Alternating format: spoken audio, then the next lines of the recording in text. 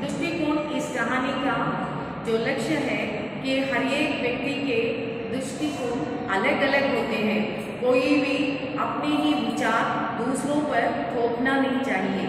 यहाँ पर इस कहानी की जो नायक है वो रमाकांत है और उसकी पत्नी निर्मला।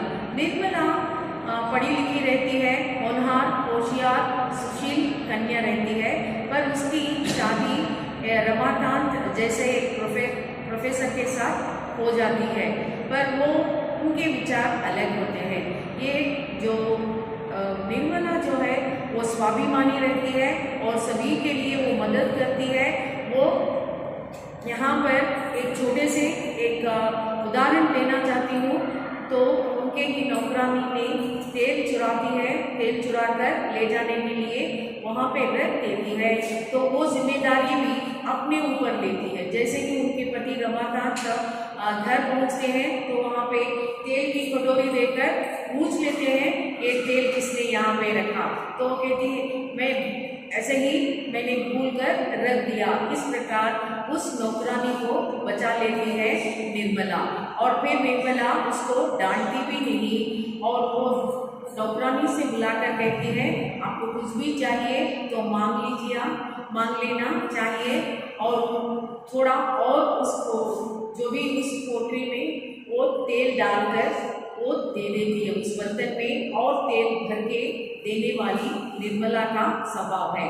निर्मला एक ऐसी व्यक्ति है जो सारे लोगों को अच्छे से जानती है और किसी पे अपने विचार, अपना दृष्टि थोपती नहीं। पर रमाकांत ऐसे व्यक्तित्व हैं, वो कॉलेज के इतने बड़े प्रोफेसर हैं, उन्होंने एमए की पढ़ाई की है, फिर भी उनकी सोच गिरी हुई सोच रहती है।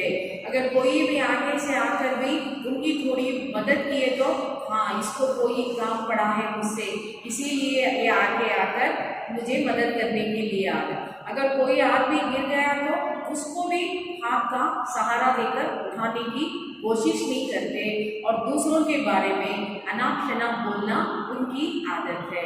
यहाँ पर निर्मला की एक दोस्त रहती है बिट्टन, वो बाल विधवा है। अब वो किसी कारण वो मां बन चुकी है, तो उनके चाचा ने उन्हें घर से बाहर निकाल देते हैं। तब वो बिट्टन निर्मला से सहायता मांगने के लिए आती है, तो पति और उनके सासू माँ दोनों निर्मला से इतना झगड़ा करते हैं, यहाँ तक पैर कदम रखने के लिए भी मना करते हैं बिट्टन को। जैसे ही वो बिट्टन आती है वहीं से उसे घर से भगा दो, इस प्रकार वो घर के अंदर नहीं आना। पर रमाकांत का जो विचार है वो एक शराबी अय्याशी व्यक्ति को अपने घर ले आकर 15 दिन रख सकता है, पर एक बाल विधवा उसको बिट्टन को जो माँ बन चुकी है तो उसको अपने घर पर रहने से मना करते हैं।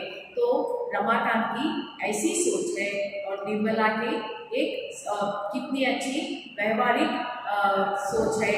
तो इन दोनों के बीच में निर्मला कहीं फंसकर रह जाती है। जैसे ही बिट्टन उसके द्वार पर आती है तो वो एक पत्र लिखकर अपने भाई के पास जाके मदद लेने के लिए कह देती है। तो और दूसरे दिन जब इतना सारा झगड़ा होता है तो उस झगड़े में निर्मला को रमाकांत थप्पड़ भी लगा देता है, और बिट्टन के वजह से कारण बिट्टन बनती है।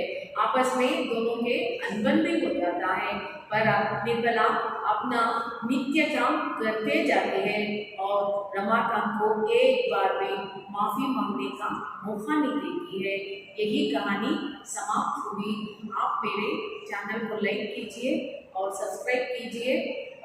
धन्यवाद।